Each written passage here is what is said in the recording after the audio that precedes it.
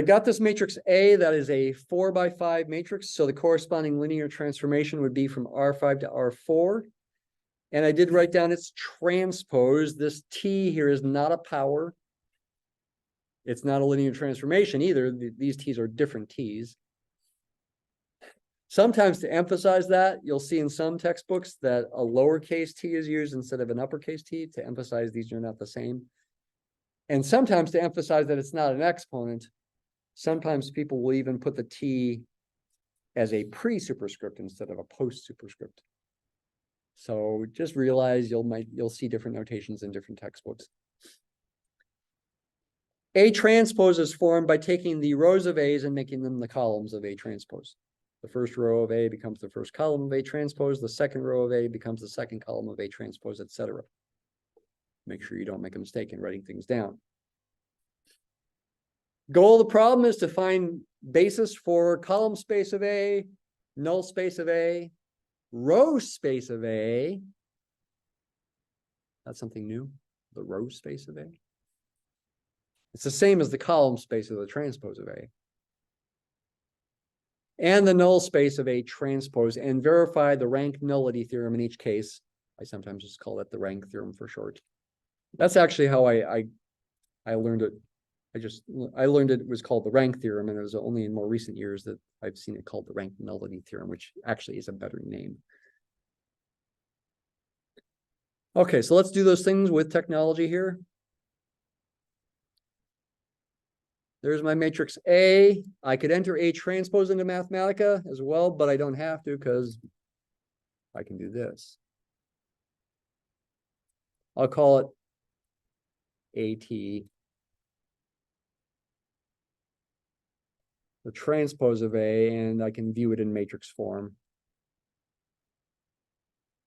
So transpose in Mathematica will compute a transpose. It's fine if you did all this in your calculator, though, again, with A transpose, like I mentioned, since it's a tall and thin matrix, your calculator can't seem to handle it. Add an extra column of zeros, or however many extra columns of zeros you need to make it at least a square matrix. All right, so we'll do our row reduction.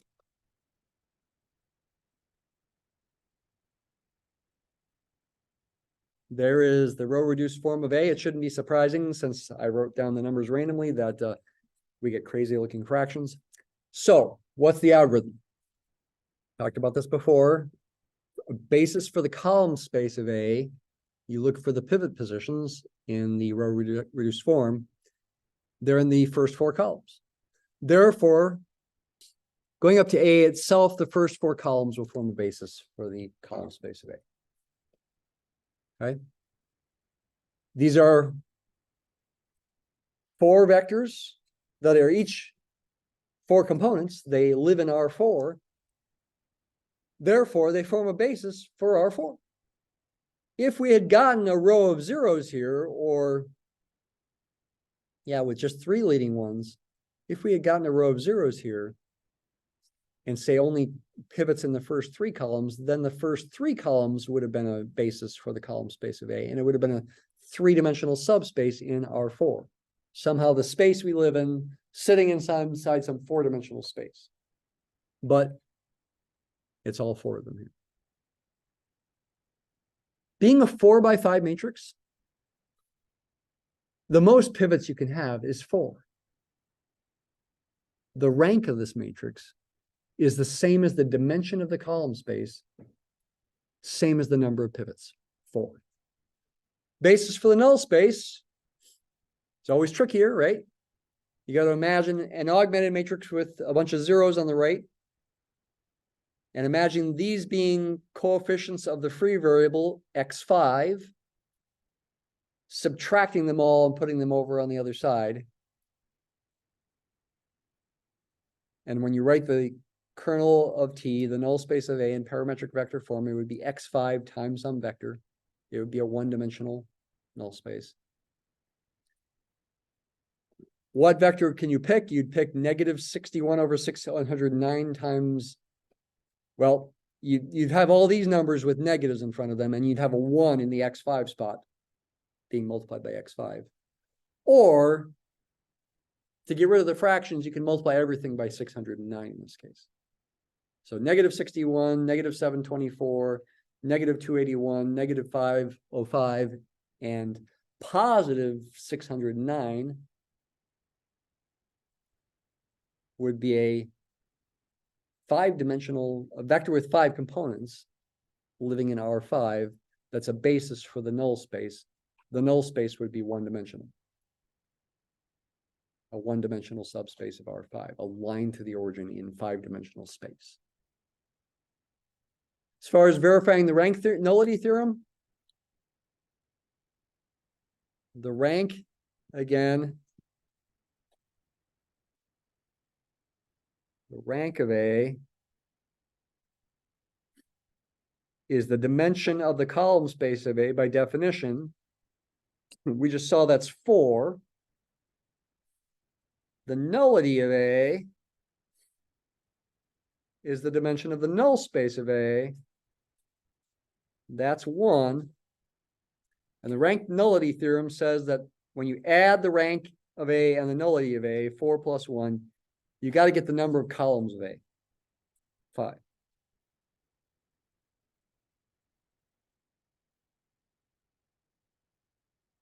When you think about this, this is pretty obvious, right? The rank is the number of pivot positions, pivot columns. The nullity is the number of free variables. Whatever column or columns that don't have a pivot will correspond to free variables. So the number of pivot positions plus the number of free variables is the number of columns of A. What's the row space of A?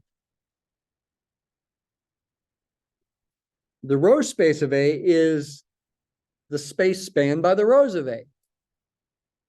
The set of all linear combinations of these rows.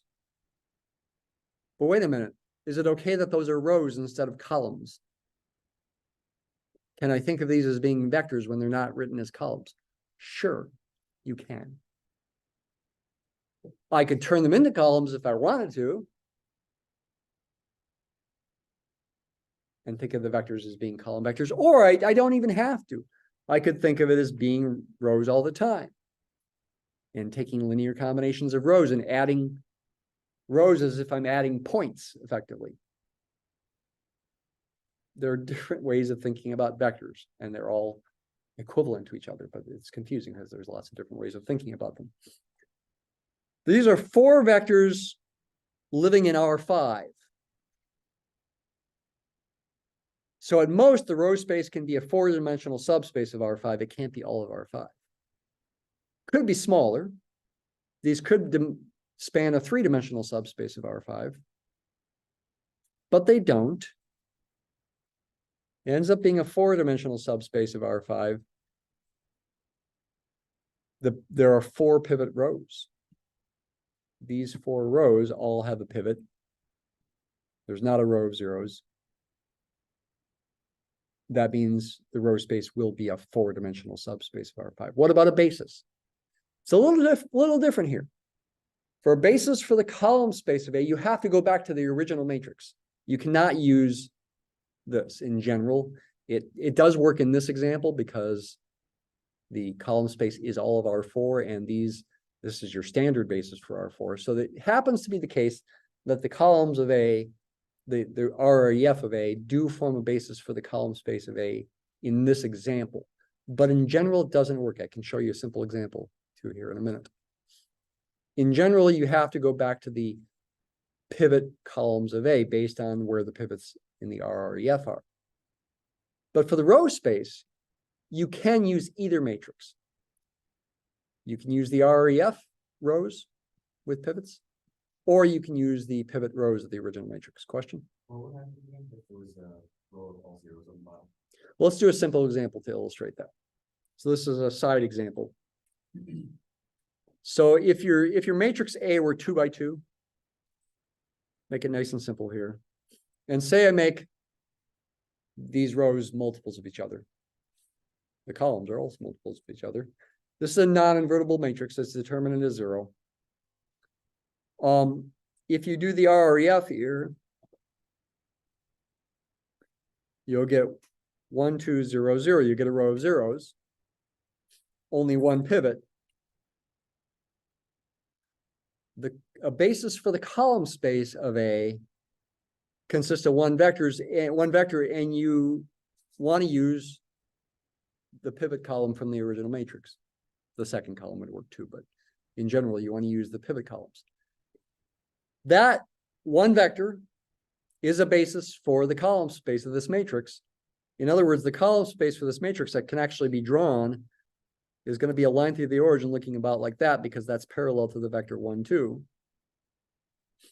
But the RREF, if you use that pivot column for the RREF, it's not a basis for this line, because that vector is I hat. It's parallel to the x-axis. It's not this line.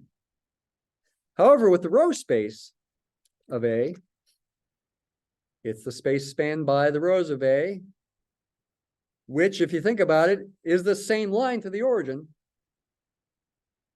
Hey, this pivot row of the RREF still is a basis for that same line, because it's the same row in this simple example. So for the column space, you have to go back to the original matrix. Use the pivot columns for the original matrix based on the RREF telling you what the pivot columns are. For the row space basis, you can use the pivot row for either the RREF or the original matrix. Pivot rows in general, I should say.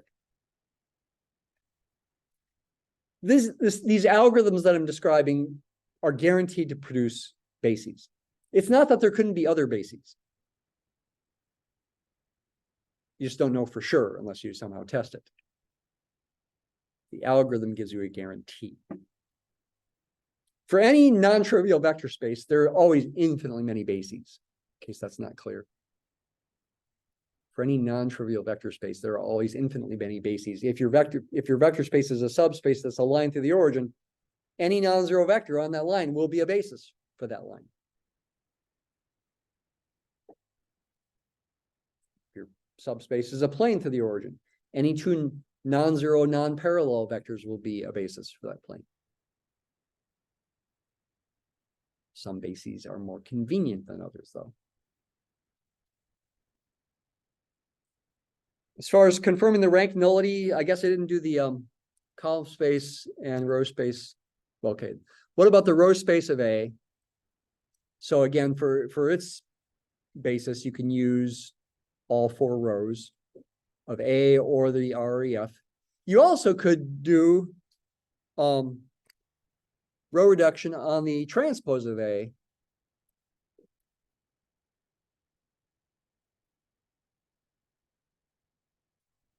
And use the pivot columns of the transpose. Here again is the transpose. When I RREF that, I see there's a pivot in every column. I could use these 4 columns of the transpose, but those are the same as the rows of A. Null space of the transpose, I'd have to row reduce the transpose, and you can see it's trivial. There's no free variables. Verifying then the rank-nullity theorem in this case for the transpose, the rank is going to be 4, the nullity is going to be 0. 4 plus 0 equals 4, the number of columns of the transpose. I did make this matrix A pretty randomly, and that randomness resulted in it having full rank, maximal rank, which is 4. If I had picked the rows in a special way to be linear combinations of each other, I could have made the rank smaller. The dimension of the column space of A smaller than 4, for example. And they would have been a more significant application of the rank nullity theorem.